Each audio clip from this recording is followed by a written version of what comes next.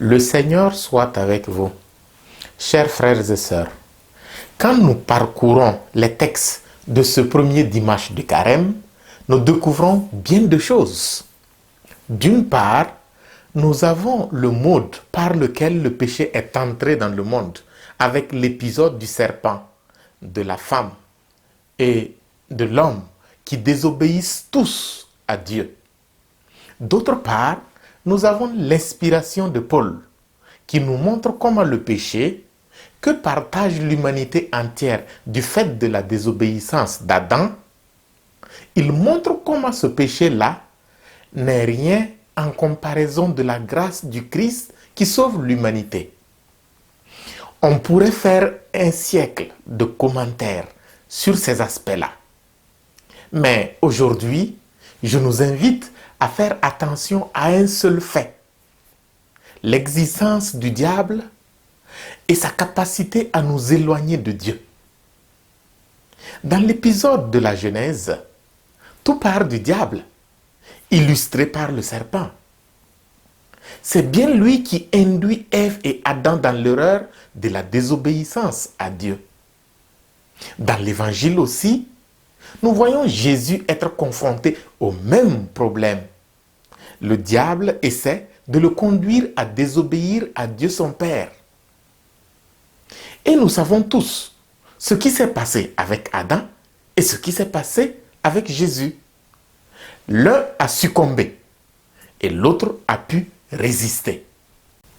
Moi, je ne dirais pas comme Paul que la victoire de Jésus suffit pour nous garantir extraordinairement le paradis au moyen de la grâce, comme si c'était une chose qui s'obtiendrait facilement en portant seulement le nom de chrétien. Non. À chacun de nous, parce que croyant en Dieu et en Jésus, le diable se présente encore aujourd'hui et il nous tente. Avons-nous le courage de le reconnaître? Là est la première question. Prenons des exemples concrets. Tu ramasses un sac de 10 000 euros par terre. Tu vas le déclarer ou tu le gardes? Ou encore, ton fils, ta fille, ton mari ou ta femme a volé. Tu l'as su. Tu vas le dénoncer ou non? Tu vas la dénoncer ou non? Ou encore, tu as percuté la voiture d'un inconnu dans le parking public et il n'y avait personne comme témoin. Tu laisses une note pour en informer le propriétaire ou non?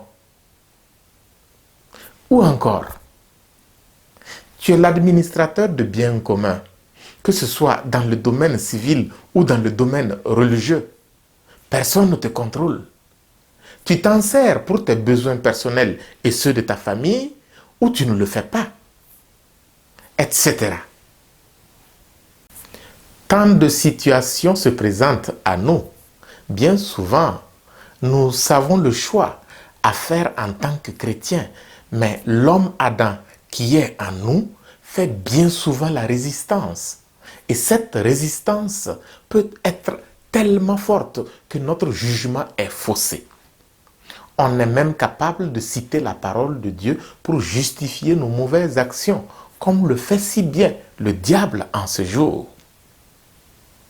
Le carême est pour nous le temps favorable du désert, à la suite du Christ. Saurons-nous vraiment résister à toutes ces terribles tentations? Ne nous trompons pas, le diable existe bel et bien et il nous malmène. Ses proies les plus faciles sont ceux qui croient qu'il n'existe pas.